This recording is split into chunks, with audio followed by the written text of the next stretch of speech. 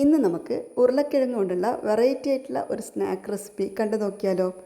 ഇതുപോലെ ഉരുളക്കിഴങ്ങ് കൊണ്ട് എപ്പോഴെങ്കിലും നിങ്ങൾ ട്രൈ ചെയ്തിട്ടുണ്ടെങ്കിൽ തീർച്ചയായിട്ടും കമൻറ്റിലൂടെ ഒന്ന് അറിയിക്കണേ. ഇത് നല്ല ടേസ്റ്റാണ് കഴിക്കാനായിട്ട്, കുട്ടികൾക്കൊക്കെ തീർച്ചയായിട്ടും ഇഷ്ടപ്പെടും. സ്കൂളൊക്കെ വിട്ട് വരുന്ന കുട്ടികൾക്ക് കൊടുക്കാൻ പറ്റിയ അടിപൊളിയായിട്ടുള്ള റെസിപ്പിയാണിത്. പുറംഭാഗം നല്ല ക്രിസ്പി ആയിട്ടുള്ളതാണ്. കെച്ചപ്പൊക്കെ കൂട്ടി കഴിക്കാൻ സൂപ്പർ ടേസ്റ്റാണ്. ഇതുണ്ടാക്കാനായിട്ട് അങ്ങനെ യാതൊരു കഷ്ടപ്പാടുമില്ല. വളരെ ഈസിയാണ്. നമ്മുടെ വീട്ടിൽ എപ്പോഴും അവൈലബിൾ ആയിട്ടുള്ള ചേരുവകൾ മാത്രം മതി ഈ ഒരു റെസിപ്പി തയ്യാറാക്കാനായിട്ട്. ഒത്തിരി എണ്ണയൊന്നും കുടിക്കാത്ത നല്ല ക്രിസ്പി ആയിട്ടുള്ള ഒരു സ്നാക്കാണിത്. ഉള്ളിൽ നല്ല സോഫ്റ്റും ആയിരിക്കും. അപ്പോൾ നമുക്കിങ്ങനെയാണ് ഈസി ആൻഡ് ടേസ്റ്റി ആയിട്ടുള്ള ഈ ഒരു റെസിപ്പി ഉണ്ടാക്കുന്നത് കണ്ടു നോക്കാം. ഇതിനായിട്ട് ഞാനിവിടെ 3 മീഡിയം സൈസിലുള്ള ഉരുളക്കിഴങ്ങ് എടുത്തിട്ടുണ്ട്. ഇനി അത് കഴുകിയിട്ട് തൊലിയൊക്കെ കളഞ്ഞിട്ട് ഇതുപോലെ എടുക്കണം. എന്നിട്ട് നീളത്തിലൊന്ന് കട്ട് ചെയ്തെടുക്കണം. നമ്മൾ ഫ്രഞ്ച് ഫ്രൈസൊക്കെ ഉണ്ടാക്കുമ്പോൾ കട്ട് ചെയ്യാറില്ലേ, അതേപോലെ തന്നെ വേണം കട്ട് ചെയ്തെടുക്കാനായിട്ട്. അതേ കനത്തിൽ വേണം കട്ട് ചെയ്തെടുക്കാൻ. ഞാൻ കാണിച്ചു തരാം. ഇതുപോലെ ഈ ഒരു തിക്നെസ്സിലാണ് നമ്മളിത് കട്ട് ചെയ്തെടുക്കേണ്ടത്. നീളത്തിലിങ്ങനെ കട്ട് ചെയ്തെടുത്താൽ മതി. എല്ലാം ഇതുപോലെ ഒന്ന് കട്ട് ചെയ്തെടുക്കാം. അതിനുശേഷം ഇനി ഇതൊന്ന് സ്റ്റീം ചെയ്തെടുക്കണം. അതിനായിട്ട് ഞാനൊരു സ്റ്റീൽ പ്ലേറ്റിലോട്ട് മാറ്റി കൊടുത്തിട്ടുണ്ട്. അങ്ങനെ ഒത്തിരി സമയമൊന്നും സ്റ്റീം ചെയ്തെടുക്കണ്ട. ഒരു 50% ഒക്കെ പകുതി വേവ് ആവുന്നവരൊക്കെ ഒന്ന് സ്റ്റീം ചെയ്തെടുത്താൽ മതി. അത് സ്റ്റീം ചെയ്യാനായിട്ട് വെച്ച് കൊടുത്തിട്ടുണ്ട്. ആ ഒരു സമയത്ത് ഒരു ബൗളിലോട്ട് 1 കപ്പ് മൈദയും ആവശ്യത്തിന് ഉപ്പും ചേർത്ത് കൊടുക്കാം. ഇനി ഇതിലേക്ക് ചേർക്കുന്നത് 1 ടീസ്പൂൺ ഓയിലാണ്. ഓയിൽ കൂടി ചേർത്തിട്ട് നല്ലതുപോലെ ഒന്ന് അത് മിക്സ് ചെയ്ത് കൊടുക്കാം. അതിനുശേഷം ആവശ്യത്തിന് വെള്ളം ഒഴിച്ചു കൊടുത്തുകൊണ്ട് നമുക്കിതൊന്ന് കുഴച്ചെടുക്കണം. പച്ചവെള്ളമാണ് ചേർത്ത് കൊടുക്കുന്നത്. കുറച്ചായിട്ട് വെള്ളം ചേർത്തുകൊണ്ട് നമുക്കിതൊന്ന് കുഴച്ചെടുക്കാം. നമ്മൾ ചപ്പാത്തിക്കൊക്കെ കുഴക്കുന്ന അതേപോലെ തന്നെ വേണം കുഴച്ചെടുക്കാനായിട്ട്. അല്പം സോഫ്റ്റായിട്ട് നല്ല മയത്തിലൊന്ന് കുഴച്ചെടുക്കാം. കണ്ടല്ലോ, ഇതുപോലെ ഒന്ന് കുഴച്ചെടുത്തിട്ടുണ്ട്. ഇത് നമുക്കിനി ഇവിടെ വെച്ചിട്ട് കുറച്ച് നേരത്തേക്കൊന്ന് അടച്ച് ഇവിടെ മാറ്റി വെക്കാം. ഡ്രൈ ആയി പോകാതിരിക്കാൻ വേണ്ടിയിട്ടാണ് കുറച്ച് നേരത്തേക്ക് അടച്ച് ഇതിവിടെ മാറ്റി വെക്കാം. ഈ സമയം കൊണ്ട് നമ്മുടെ ഉരുളക്കിഴങ്ങ് ഇവിടെ വെന്ത് വന്നിട്ടുണ്ട്. അങ്ങനെ ഒത്തിരി വെന്തിട്ടൊന്നുമില്ല കേട്ടോ. ഇത് പകുതി വേവേ ആയിട്ടുള്ളൂ. അത്ര മതി, ഇല്ലെങ്കിൽ പൊടിഞ്ഞു പോകും. ഇനി ഇതിൻ്റെ ചൂട് ചെറുതായിട്ടൊന്ന് മാറട്ടെ. ഇനി ഒരു ബൗളിലേക്ക് 1 ടീസ്പൂൺ മുളക് പൊടിയും കുറച്ച് ഉപ്പും കൂടി ചേർത്തിട്ട് നല്ലതുപോലെ ഒന്ന് മിക്സ് ചെയ്ത് കൊടുക്കാം. നന്നായിട്ടൊന്ന് മിക്സ് ചെയ്തതിന് ശേഷം ഇനി നമുക്കിത് ഉരുളക്കിഴങ്ങിൽ ഒന്ന് കോട്ട് ചെയ്തെടുക്കാനുള്ളതാണ്. ഉരുളക്കിഴങ്ങിൽ വെള്ളത്തിൻ്റെ അംശം ഉണ്ടെങ്കിൽ വെള്ളത്തിൻ്റെ അംശം മുഴുവനായിട്ട് കളയണം. എന്നിട്ട് മാത്രമേ ഇത് മുളക് പൊടിയൊക്കെ ഇതിലേക്ക് കോട്ട് ചെയ്തെടുക്കാൻ പാടുള്ളൂ. ഞാനിതൊരു പ്ലേറ്റിലോട്ട് മാറ്റിയിട്ട് കിച്ചൺ ഡിഷ് വെച്ചിട്ട് നല്ലതുപോലെ തന്നെ ഈ വെള്ളമൊക്കെ ഒന്ന് ഒപ്പിയെടുക്കുന്നുണ്ട്. കുറച്ച് ഡ്രൈ ആയിട്ടിരിക്കണം. എന്നിട്ട് വേണം നമ്മളിതിലോട്ട് മുളക് പൊടിയും ഉപ്പൊക്കെ ചേർത്തിട്ട് മിക്സ് ചെയ്തെടുക്കാനായിട്ട്. ഇങ്ങനെ മുളക് പൊടിയും ഉപ്പും ചേർക്കണമെന്ന് യാതൊരു നിർബന്ധമൊന്നുമില്ല.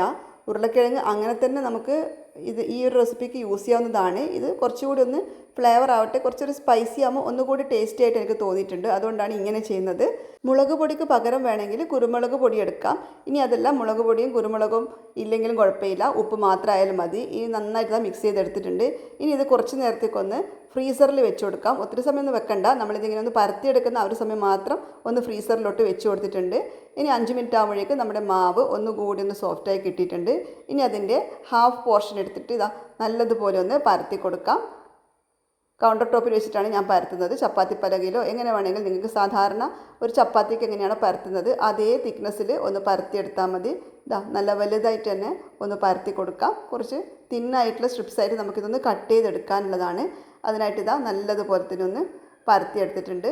ഇനി ഇതിങ്ങനെ ഒന്ന് കട്ട് ചെയ്തെടുക്കണം. ഒരു കത്തി വെച്ചിട്ട് നമുക്ക് ഇതിൻ്റെ സൈഡ് ആദ്യം ഒന്ന് കട്ട് ചെയ്ത് മാറ്റി കൊടുക്കാം, ഒരു ഷേപ്പ് കിട്ടാൻ വേണ്ടിയിട്ട്. എന്നിട്ട് ഇതുപോലെ നീളത്തിലൊന്ന് കട്ട് ചെയ്തെടുക്കണം. റിബണ് പോലെ ഉണ്ടാവും കാണാനായിട്ട്. ഇതുപോലെ എല്ലാം ഒന്ന് കട്ട് ചെയ്തെടുക്കാം. അധികം തിക്നെസ് ഉണ്ടാവരുത്, കുറച്ച് തിന്നായിട്ടാണ് വേണ്ടത്. കണ്ടല്ലോ, കാണുമ്പോൾ നിങ്ങൾക്ക് മനസ്സിലാകുന്നുണ്ടാവും. ഈ ഒരു തിക്നെസ്സിൽ മാത്രമേ ഉണ്ടാവാൻ പാടുള്ളൂ. നമ്മൾ പരത്തിയെടുക്കണം. എന്നിട്ട് ഇതുപോലെ നീളത്തിലൊന്ന് കട്ട് ചെയ്ത് കൊടുക്കാം.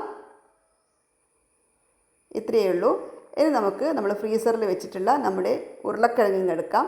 എന്നിട്ട് അതിൽ നിന്ന് ഒരു പീസ് എടുത്തിട്ട് നമ്മൾ കട്ട് ചെയ്ത് വെച്ചിരിക്കുന്ന മൈദ ഇങ്ങനെ ഒന്ന് റാപ്പ് ചെയ്ത് കൊടുക്കണം. അല്പം ചരിച്ചിട്ട് ഇങ്ങനെ ഒന്ന് റാപ്പ് ചെയ്താൽ മതി. അപ്പോഴായിരിക്കും കാണാൻ ഒരു ഭംഗി ഉണ്ടാവുക. ചെറിയൊരു ഗ്യാപ്പൊക്കെ വെച്ചിട്ട് നല്ലതുപോലെ ഒന്നിങ്ങനെ റാപ്പ് ചെയ്തെടുത്താൽ മതി. ഇങ്ങനെ ചരിച്ചിട്ട് ഇതുപോലെ സ്ലാൻഡിങ് ആയിട്ട് ഇങ്ങനെ റാപ്പ് ചെയ്തെടുക്കുമ്പോൾ കാണാൻ നല്ല ഭംഗി ഉണ്ടാവും. മുഴുവനായിട്ടും റാപ്പ് ചെയ്യാണ്ട് ഇങ്ങനെ കുറച്ചൊരു ഗ്യാപ്പ് വെച്ചിട്ട് ഇങ്ങനെ റാപ്പ് ചെയ്യുമ്പം ഫ്രൈ ചെയ്തിട്ട് വരുമ്പോൾ കാണാനും നല്ല രസമായിരിക്കും. മൈദ ആയതുകൊണ്ട് തന്നെ ഇതങ്ങനെ ഇളകിയൊന്നും പോവില്ല. നല്ല സ്റ്റിക്കായിട്ട് ഇതിനവിടെ നിന്നോളും. കണ്ടാൽ വിരലുകൊണ്ട് ജസ്റ്റ് ഇങ്ങനെ പ്രസ് ചെയ്ത് കൊടുത്താൽ മതി, അതേപോലെ നിന്നോളും. എണ്ണയിലിടുന്ന സമയത്തൊന്നും വിട്ടു പോവില്ല, നല്ല സ്റ്റിക്കായിട്ട് തന്നെ ഇരുന്നോളും. ഇതിൽ നിങ്ങൾക്ക് മൈദക്ക് പകരം വേണമെന്നുണ്ടെങ്കിൽ ഗോതമ്പ് പൊടി എടുക്കാവുന്നതാണ്. ഗോതമ്പ് പൊടി കൊണ്ടും ഇതുപോലെ റാപ്പ് ചെയ്തെടുത്തിട്ട് ഒട്ടിക്കിട്ടാനെങ്ങാനും ബുദ്ധിമുട്ടുണ്ടെങ്കിൽ കുറച്ച് മൈദ ഒന്ന് വെള്ളത്തിൽ നനച്ചിട്ട് അതിൻ്റെ സൈഡ് മാത്രം ഒന്ന് ഒട്ടിച്ച് കൊടുത്താൽ മതി, വിട്ടുപോവില്ല. ഇതുപോലെ എല്ലാം ഒന്ന് ചെയ്തെടുക്കുക. വളരെ ഈസിയാണ് ചെയ്തെടുക്കാനായിട്ട്, ഒട്ടും ബുദ്ധിമുട്ടൊന്നുമില്ല. ഇതിങ്ങനെ കാണുമ്പോൾ തന്നെ നിങ്ങൾക്ക് മനസ്സിലാകുന്നുണ്ടാവും, ഈസിയാണ്, നല്ല വെറൈറ്റി ആയിട്ടുള്ള സ്നാക്കാണ്. ഇതിങ്ങനെ ഫ്രൈ ചെയ്തെടുത്ത് വരുമ്പോഴേക്കും പുറംഭാഗം നല്ല ക്രിസ്പി ആയിട്ടുണ്ടാകും. മൈദയുടെ ആ ഒരു ക്രസ്റ്റ് ഉണ്ടല്ലോ, നല്ല ക്രിസ്പി ആയിരിക്കും, ഉള്ളിൽ അല്പം സോഫ്റ്റ് ആയിട്ടുണ്ടാവും. അപ്പോൾ ഇതാ എല്ലാം ഇതുപോലെ ഷേപ്പ് ചെയ്തെടുത്തിട്ടുണ്ട്. ഇനി ഇത് ചൂടായ എണ്ണയിലിട്ടിട്ടൊന്ന് ഫ്രൈ ചെയ്തെടുക്കണം. ലോ ടു മീഡിയം ഫ്ലെയിമിൽ വെച്ചിട്ട് വേണം ഇത് ഫ്രൈ ചെയ്തെടുക്കാനായിട്ട്. എണ്ണ നന്നായിട്ട് ചൂടായതിനു ശേഷം മാത്രം ഇത് എണ്ണയിലോട്ട് ഇട്ട് കൊടുക്കാം. അങ്ങനെയാകുമ്പോൾ ഒട്ടും തന്നെ എണ്ണ കുടിക്കില്ല. എത്ര വേണമെങ്കിലും നമുക്ക് ഇട്ടിട്ട് ഫ്രൈ ചെയ്തെടുക്കാം, നമ്മുടെ പാത്രത്തിൻ്റെ വലുപ്പത്തിനനുസരിച്ചിട്ട്. കാരണം ഒട്ടിപ്പിടിക്കുകയൊന്നുമില്ല. എത്ര വേണമെങ്കിലും ഇട്ടിട്ട് നമുക്ക് ഫ്രൈ ചെയ്തെടുക്കാവുന്നതാണ്. ലോ ടു മീഡിയം ഫ്ലെയിമിൽ, ഇടയ്ക്കൊന്ന് മീഡിയം ഫ്ലെയിമിലോട്ട് മാറ്റി കൊടുത്തിട്ടും ഒക്കെ അങ്ങനെ ഒന്ന് അഡ്ജസ്റ്റ് ചെയ്തിട്ട് നല്ലതുപോലെ ഒന്ന് ഫ്രൈ ചെയ്തെടുക്കാം. നല്ലൊരു ലൈറ്റ് ഗോൾഡൻ കളറാവുന്നത് വരെ ഒന്ന് ഫ്രൈ ചെയ്തെടുത്താൽ മതി.